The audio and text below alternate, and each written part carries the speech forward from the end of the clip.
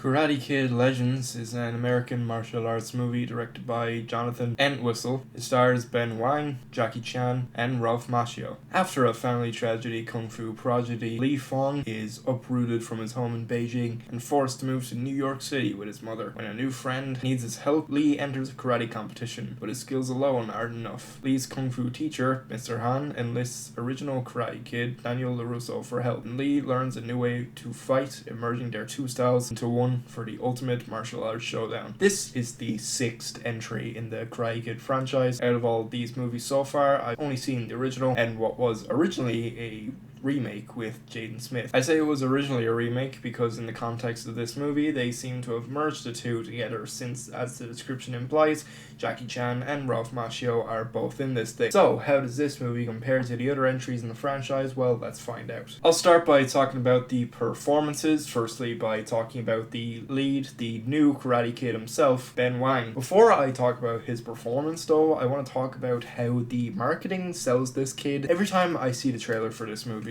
the same thing is even stated on the Wikipedia page for this movie. They always seem to say that this movie is introducing this actor. Usually when you see that part of an actor's credit, it means that this is their debut movie, their first movie. This is not Ben Wang's first movie in the slightest. Literally only last year. He had a role in the 2024 Mean Girls movie and has other roles before that too. Maybe they're trying to say it's his first leading role, but even that's not entirely true. It was just an odd choice.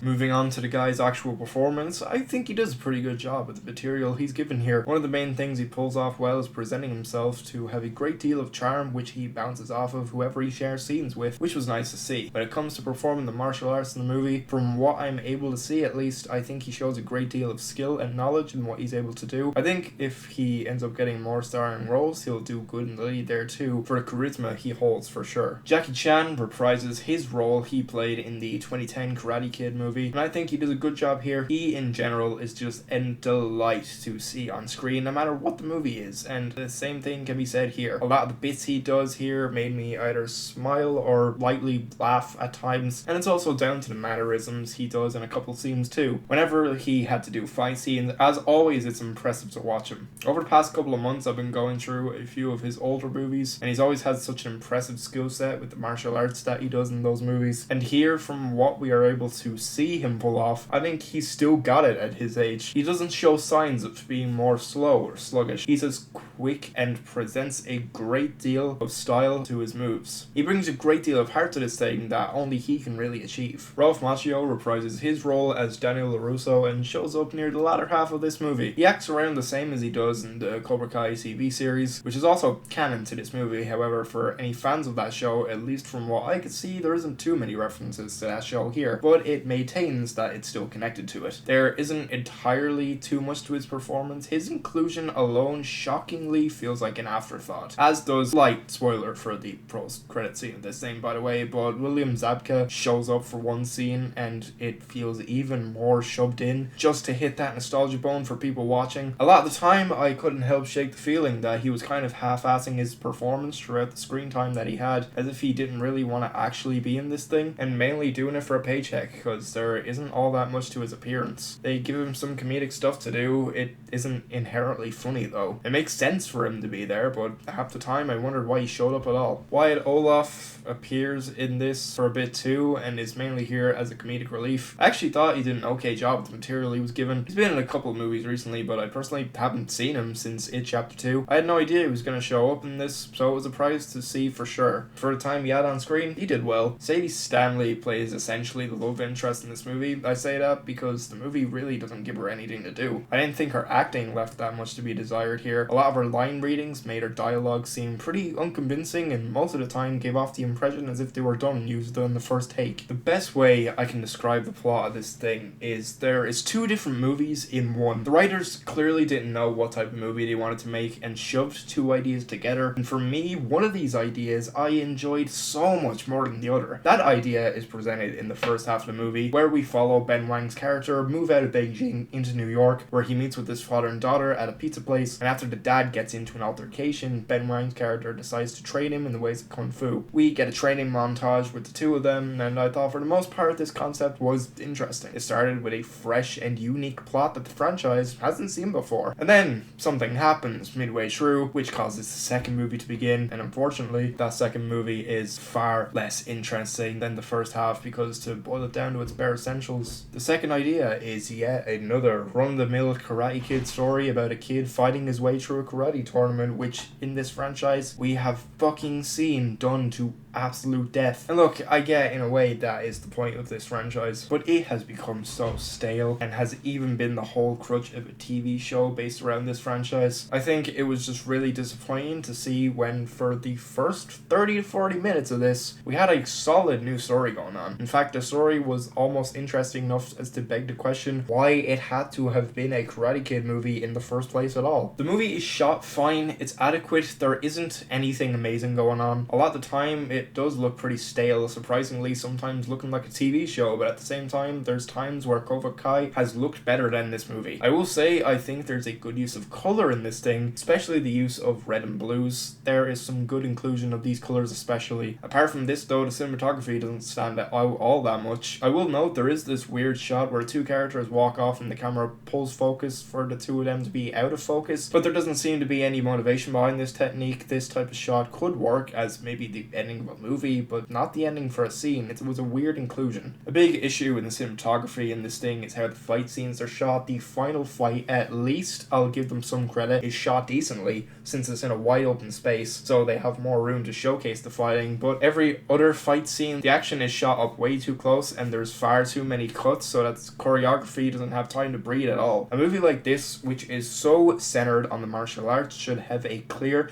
coherent fight scene, but unfortunately we don't get that here. The editing in this movie, I can safely say, as far as movies have been released this year go, it's probably the worst I have ever seen. It is genuinely god awful. It feels like the editor of this movie is a 13-year-old who got access to iMovie and did everything in their power to over-edit the shit out of this. In so many scenes, especially in the fight scenes, there are so many cuts that are frantic and jarring, which causes things to be hard to follow from time to time. There's a bunch of graphics on screen that don't suit the tone of this movie at all. They come up mainly whenever there's a fight scene. It reminded me sometimes of the type of thing you would see in a movie like Scott Pilgrim, but when that movie's editing has a lot of consistency as it's trying to convey a certain tone, that just doesn't translate well here in the slightest. There's a lot of split screen editing which isn't done in a clever way at all. Again, it just makes things jarring. The music in this thing is pretty terrible, which is such a shame because from the trailers, I got excited as the trailer uses this cool Chinese sounding track which I thought would have been emulated in this entire thing here, but instead we only get a few glimpses of things. Like, for example, there are a few songs with some wind instruments that give off the right vibe, but besides that, a lot of the music in this movie is comprised of licensed music, and the song choices in this are genuinely awful. Every single song choice was grating on the ears, and I especially found myself